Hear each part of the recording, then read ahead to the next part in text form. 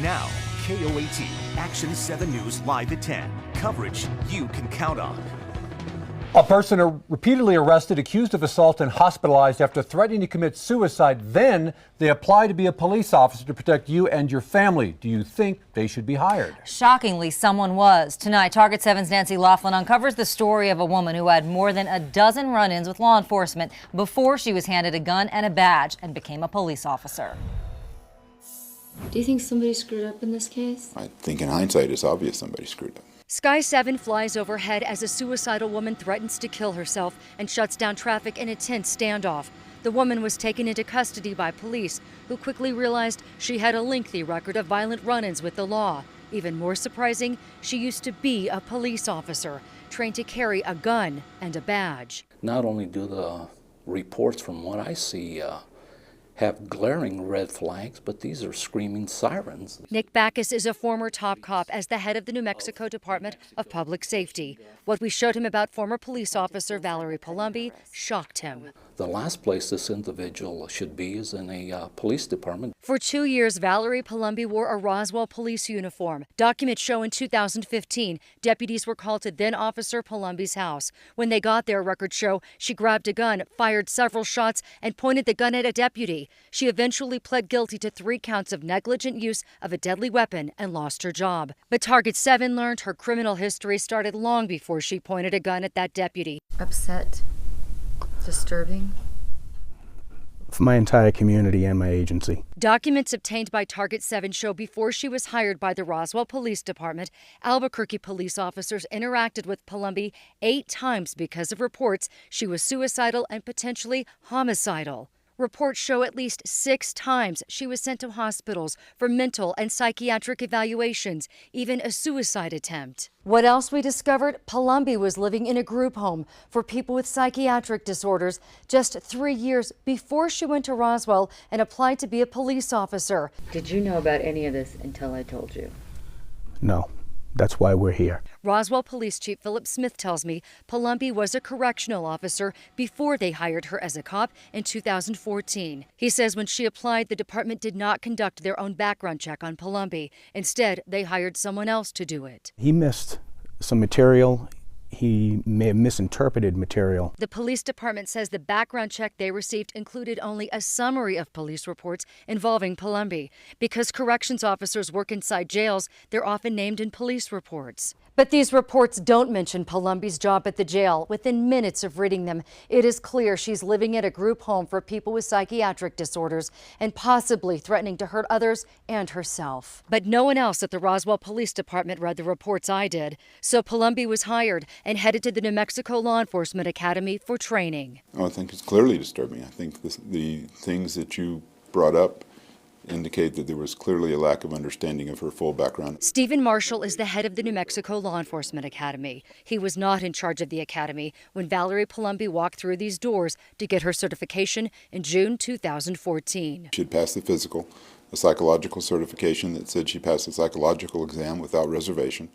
Wait, go back to that. She passed a psychological exam without reservation. Right. How did that happen? I don't know. Marshall says something went wrong with Palumbi's case, and now he wants to meet with the Roswell Police Department to review its procedures. Clearly, if we knew everything that you've discovered, we would not let her into the academy. A sentiment shared by the Roswell Police Chief. It is a correction we're going to need to make in the future so it never happens again. As for that meeting between the Roswell Police Department and the Law Enforcement Academy, we're going to find out when it happens and let you know if any reforms are made. And there may be more questions we want to get answered about this case. We will keep digging. For Target 7, I'm Nancy Laughlin. More New Mexicans are hiring their own security firms to watch their homes and businesses. This as property crime in Albuquerque is up, and there still aren't enough officers patrolling our streets. Action 7 News reporter Megan Cruz joins us live with the story. Doug, it's businesses and homeowners alike. They say they know Albuquerque police has a lot on their plate. That is why they're depending on these private security firms for that extra watchful eye. Robert Lenberg had a break-in where somebody tried to yank a door off the back of the building. Remembers it as if it were yesterday. Someone trying to break into his Albuquerque accounting firm. Thankfully, they pay for the security company Armed Response Team. They arrived here within about 9 minutes. Armed Response says more and more businesses and homeowners in the metro area have hired them recently because of the continued shortage of Albuquerque police officers. In many cases, they just have too many calls for service that are more urgent. That's where we come in. Albuquerque Police currently has about 850 officers, but they'd ideally like about 1,000 patrolling our streets. A call takes priority when someone's in immediate danger, so officers aren't always sent to property crimes as soon as they're reported. Armed Response says their guards were once police officers themselves. All of them are 20-year veterans of the Field Services Bureau. And on average, they're at your place within 15 minutes of your alarm going off. If we arrive and our officer observes signs of intrusion, he's immediately calling APD. He's bringing APD quickly because now it's a verified intrusion. Lenberg says it's a peace of mind worth paying for. Helps us feel more comfortable, and I think our employees feel more comfortable too. In October, Mayor Richard Berry released new crime statistics from a UNM study. It found that Albuquerque has the 11th highest property crime rate compared to similarly sized cities around the country. In Albuquerque, Megan Cruz, KOAT Action 7 News. The sanctuary movement is growing in Albuquerque. Hundreds showed support in a meeting aimed to figure out places where undocumented immigrants can be safe. Action 7 News reporter Chris Guadaro has the details on what they're planning. Anyone who is undocumented is at risk of deportation under this administration. A packed church building, volunteers gear up for an act of civil disobedience. Nobody has a right to deny another human being a better life. They want to protect undocumented immigrants from deportation by letting them live in a church or parishioners' homes. We have a number of faith communities who have been considering offering sanctuary. Some of them are Quakers and Mennonites and Presbyterians. The New Mexico Faith Coalition says they're finding undocumented families with no criminal history a place to hide. But that's not all they want to help with. The Faith Coalition isn't just looking for other faith communities to harbor these families. They have a lot of people here that are willing to help out any way they can by tutoring their children or even cleaning their laundry. Supporters of sanctuary churches say they believe immigrants would be safe there because of a government memo that says ICE agents shouldn't make arrests at places like churches and schools. But under President Trump's administration, they know there could be risks. There are certainly possibilities for a felony charge for someone who is offering sanctuary. Immigration attorneys say it's up to federal prosecutors to decide if people helping immigrants in sanctuary churches would face charges. I expect not to see prosecutors going after us, but we're definitely preparing for it. It's certainly a risk that I think a lot of people in faith communities are willing to take. In Albuquerque, Chris Guardaro, KOAT Action 7 News. It is a bumpy ride driving through Rio Rancho, and residents say something needs to be done. Action 7 News reporter Justin Matthews joins us live to show us the problem. Well, we are in the Vista Hills Park neighborhood in Rio Rancho, and as you can see here, the roads need some serious work. Road conditions drivers can't avoid. Takes a toll on your car. I had to change my tires all the time. An expensive inconvenience for Louis Crispin, who says he's called 311 several times to complain about the cracks, but stopped when he says improvements were not being made. You start to get to the point where you feel like nothing's working. No matter what you do, it's almost like you're drowning. You can see here the city did patch up a pothole, but residents in this neighborhood tell me it's just not enough. The city says it bought its own road repair equipment, so it no longer has to hire a contractor to do all the work. But even though Public Works can now take action, the mayor says the city doesn't have enough people or money to tackle all the road repairs at once. It's going to take time, probably more time than any of us want it to take. Try to grin and bear it because it is going to be a long process. Sandra Dunn says the water mains and sewage pipes are to blame for these road conditions. The problem doesn't seem to be getting any better. The water mains break and they have to dig up and patch them, and then of course you have all your cracks and all your little potholes where they fixed them, and it's kind of an ongoing thing. When will it stop? Dunn says she isn't holding her breath. And the city tells me Public Works is focusing its efforts to repair roads on roads with higher traffic. Then they'll work their way to neighborhoods like this one, the smaller residential ones. We're live in Rio Rancho. Justin Matthews, KOAT Action 7 News. Oscar-winning movies are great stories with great acting, but these films also have incredible sound, and a Rio Rancho company is a big part of making sure all those iconic movies sound amazing. But as anchor Royal Day reports, the business isn't just proud of being part of the Academy Awards, it finally has its own. Are you sure this is the way? You know that magnificent stuff that happens when you go to the movies? Keep it low. You see it. You know what? How? You hear it. So you feel it. I can take you.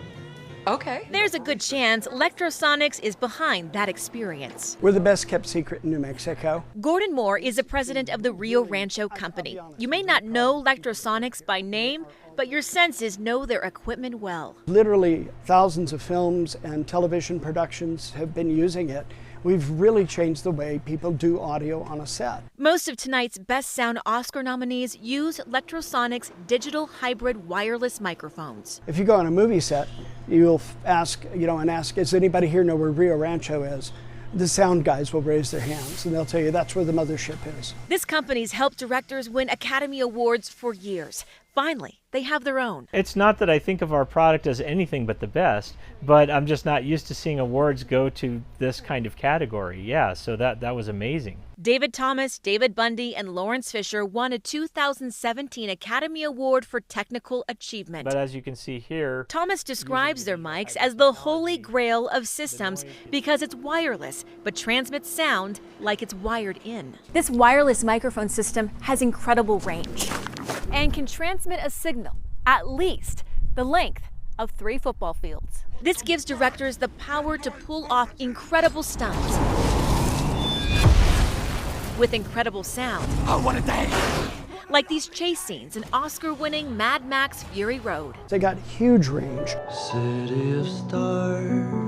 In La La Land, their mics were hidden on the actors. They used it for all the singing on set. So, the next time you watch a movie and you're blown away, think of these guys. They're likely behind that incredible sound. And all that noise you're hearing? we're already hard at work at what we hope will be the next big thing. Well, they say they're just getting started. In Rio Rancho, I'm Royal Day, KOAT Action 7 News. A man accused of robbing 12 businesses around Albuquerque within a 1-month time span is behind bars tonight. As Action 7 News reporter Justin Matthews shows us, the news of his arrest is a huge relief for the victims. There was so much jubilation and there's so much joy from our employees. A huge weight off employees' shoulders at this Twisters on Eubank as they learned the man accused of robbing their business and 11 others was caught. Marcos Gonzalez Cordova faced a judge Saturday morning. Police say he used a knife and took several $100s from each place, including a Walgreens and a couple gas stations. Our employees were terrified. We always talk about safety, and that was one of the things that these guys, our employees, were always tense, especially at night. Police say he hit this Twisters twice within 10 days of each other. Ever since the first robbery happened, the business has been closing about 2 hours earlier than usual, so everyone inside could stay safe. Gonzalez Cordova's arrest isn't just a relief for Twisters. Glad he's off the streets. It took a small pursuit and actually him holding somebody hostage to get him into custody. Kind of a cluster, to tell you the truth. Police are now hoping he will stay behind bars. So if this guy gets out, the track record, 12 robberies, he's going to come back out and start terrorizing once again. It's now up to District Attorney Raul Torres to see what happens next. Property crime, repeat offenders, robbery suspects that are victimizing people. We're working forward with the DA's office pushing through. APD says it will hand over the case to the DA Monday morning. Justin Matthews, KOAT, Action 7 News. I have determined that the case against Dominique Pettis will not be refiled, and that the case against Keith Sandy be dismissed. District Attorney Raul Torres has announced he will not retry 2 former police officers in the death of James Boyd. Keith Sandy and Dominic Perez were charged with murder for shooting Boyd in 2014 after a standoff in the foothills. Last year, a trial against the officers ended in a hung jury. On Friday, the DA said there is not enough evidence to take the case back to court. Now, one of those officers is trying to get his job back. Dominic Perez says he wants to go back on the force, and according to the Albuquerque Police Department, that could be possible. But Perez would have to be trained on new policies the force adopted in the past few years. Right now, APD is trying to determine if he can return. 28 people were injured when a man drove his car through a crowd that was celebrating Mardi Gras in New Orleans. Police say Nielsen Rizzuto was drunk last night when he drove his truck into the crowd. No one was killed, but 3 people were sent to the hospital. Police say Rizzuto was 3 times the legal limit when he was arrested. Should New Mexico schools protect undocumented students? It's a question schools around the country are wrestling with right now. Action 7 reporter Megan Cruz reached out to our state's largest district to ask them about their policy. Here in Albuquerque, opinions are mixed. They should not have a sanctuary just because it's a school. Let them learn. Everybody has a right to learn. The question, should schools protect their undocumented students? Right now, school districts around the country are weighing this question after President Donald Trump expanded the powers of immigration officials. This week, Chicago Public Schools issued their own directive, saying their staff will not allow ICE agents onto their property unless they have a criminal warrant. We reached out to our state's largest school district. Turns out they've had a policy in place for years. APS says they do not ask families about their immigration statuses and do not allow immigration officials on their campuses. Some Albuquerque families applaud the school district. You know, people from Europe came here illegally, took the lands of the Native Americans illegally, and adopted the country. So why can't these people from our border come over here to get a better education? Others think ICE agents should have the final say. If the federal government asks for cooperation, I think the state should cooperate. In Albuquerque, Megan Cruz, KOAT Action 7 News. Want to see Walter White's hazmat suit, or how about Johnny Depp's costume from The Lone Ranger? Well, you can see those and more in a new exhibit at the Albuquerque Museum. It opened this week and is called Hollywood Southwest, New Mexico in Film and Television. It celebrates 125 years of film here. The exhibit runs through August. It was an interesting night in Hollywood for the Academy Awards, and it's been an interesting year here in New Mexico when it comes to all the movies and TV shows filming here. The state is becoming the destination to film movies. Anchor Royal Day reports on the millions brought into our state and shows you one of the most iconic movie sets in New Mexico. Just outside of Santa Fe, you'll find an authentic touch of the Wild Wild West.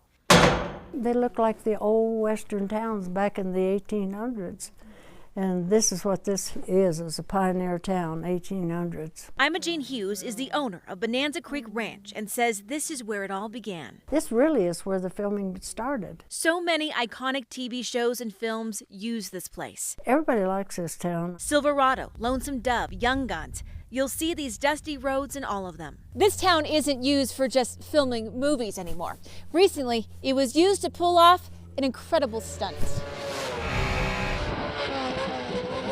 I had to move some buildings for them, and I cut down a tree for them. Red Bull set up a ramp, and Bryce Menzies jumped this entire ghost town. He broke his record. Bonanza Creek Ranch is just one of the many locations in New Mexico attracting big-name stuntmen, actors, and directors. Everybody get on the ground! One of the most notable movies in the Land of Enchantment last year, Oscar-nominated Hell or High Water. I may have one hunt left in me. Starring Jeff Bridges and Chris Pine. A lot of this movie was shot in southern New Mexico. Recognize that beautiful blue sky and desert landscape? Our state is becoming quite the spot to shoot a film or TV show. Look at this map made by the state film department. Those stars mark productions in the last year, and according to the state, that meant more than $300 million in direct spending. Since 2002, film officials say more than 300 projects have come to New Mexico. Shooting right now in Albuquerque, Soldado, starring Benicio del Toro. Better Call Saul with Bob Odenkirk, Season 3. And Hostile, starring Christian Bale, just wrapped up. Looks like Tamalewood is really living up to its name. New Mexico can be a great backdrop. Good morning, folks! Open the doors! If you're looking for anything from a Western feel to an adrenaline rush.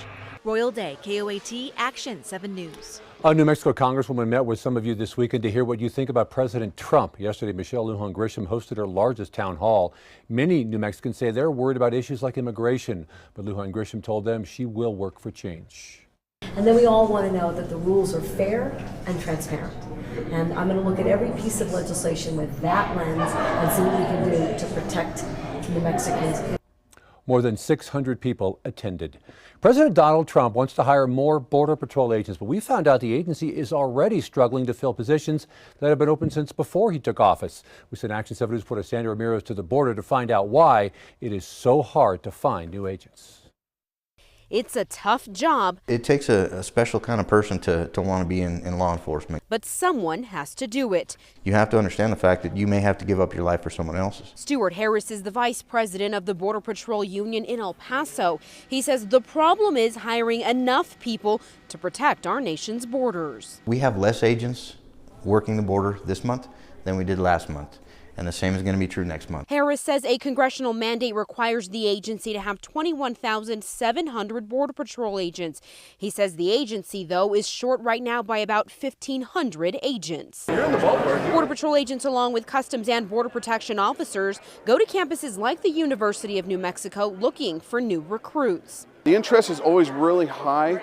The thing is getting through the whole process. Becoming a border agent is no easy process, though. From the time you walk up to a recruiting table like this one to actually going through the application process could take up to a year. Medical exams, drug screenings, polygraph, background investigation that takes 5 years back. Herrera says it's the polygraph test that eliminates most candidates. 2 out of 3 people that take the polygraph exam that want to be Border Patrol agents are failing. And that's not the only challenge. Harris says the demand for Border Patrol officers right now is along our country's southern border with Mexico.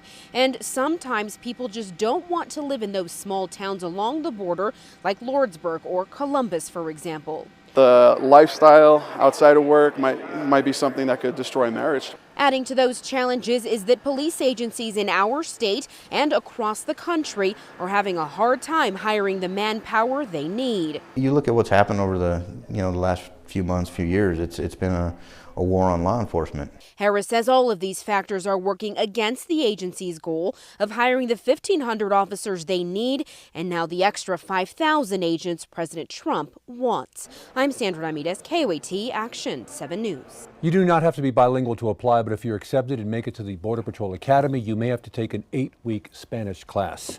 And here's Chief Meteorologist Joe Diaz with your live Super Doppler 7 forecast. Yeah, we're moving into an unsettled pattern. Let's get right to it. Here's your 12-hour planner. We'll start off cold. Clouds will be on the increase, and yes, it will be windy. Look at that, 15 to 20 mile per hour winds in the afternoon with some higher gusts, but winds are going to be far stronger as we get into late Monday on into Tuesday. Look at that. High wind watches go up for 60 mile per hour winds along with snow. Yeah, winter storm watch in effect, and this is not just northern and western parts of the state. This will be accumulating snows throughout a good chunk of New Mexico. So here's a look at the 7-day forecast. We're going to be moderately windy in the afternoon. Then look at your commute Tuesday morning. Look at that snow between Gallup and Grants, 550 areas throughout the northern mountains. Rain, snow mixes, strong winds kicking in, colder temperatures. So Tuesday will be a rough day.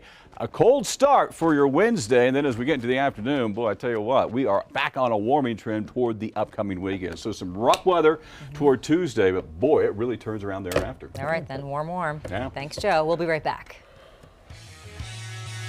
You're watching KOAT Action 7 News live at 10. A teenage girl is back with her family tonight after she was kidnapped at gunpoint. You may have woken up to an Amber Alert about it overnight. Action 7 News reporter Chris Guadaro tells us what happened. We were called out initially to a home invasion in the Penasco area, that's the southern part of our county. 2 grandparents told deputies their 15-year-old granddaughter, Angelica Valdez, was at their house when a man barged in with a gun. Her grandfather told me the man put a gun to his head and handcuffed him, then kidnapped his granddaughter. Deputies identified the alleged kidnapper as 21-year-old Christian Orozco. The victim as well as the suspect were in a relationship apparently at some point. Deputies say it's been a violent relationship, and an Amber Alert was sent for Angelica late Saturday night. After 12 hours, deputies say a tip led them to this house in Española, almost 40 miles away. Some living nearby told us they woke up this morning to New Mexico State Police on a loudspeaker calling out to this house where they believed Angelica Valdez was being kept against her will. We heard that they had the little girl back here in our neighborhood. Orozco was taken into custody. Police say this wasn't his first kidnapping charge this year. He's looking at several felonies. He had an outstanding warrant for kidnapping, a separate case in Rio Arriba County that was issued, I believe, in January. It's very shocking to find an Amber Alert right next to the neighborhood. Taos County deputies tell us that Orozco is now in Rio Arriba County Jail, facing those kidnapping charges from earlier this year. After that, he'll face a slew of charges for this kidnapping. In Española, Chris Cordaro, KOAT Action 7 News. A new miniseries that chronicles the evolution of the gay rights movement is coming to ABC. When We Rise is a 4-part docudrama that documents the personal and political struggles of a diverse family of LGBT men and women who helped pioneer one of the last legs of the U.S. civil rights movement. It premieres premieres tomorrow night right here on KOAT at 8 o'clock. The mayor of Santa Fe says he hid who he was for way too long. Javier Gonzalez is passionate about politics, but says those battles don't compare to his personal struggle. In an effort to try and hide who you are, go through lots of emotional turmoil, worried about sending out the wrong message, thinking that you're going to be discovered and someone's going to out you. It is an interview you will see only on 7. And Mayor Gonzalez talks to Royal Day about what life's been like for Santa Fe's first openly gay mayor. And again, that is tomorrow night at 10 o'clock. Well, the ballooning community, not only in New Mexico but around the world, is mourning the loss of a well-known and beloved pilot of the Smokey Bear balloon. Bill Chappell died Monday, but his crew says Bill's ballooning mission will fly on. Bill Chappell brought smiles to millions, flying the Smokey Bear balloon all over the country and at the Albuquerque Balloon Fiesta every year. But now, sad faces at the monthly meeting for his crew. In 1993, Smokey Bear had its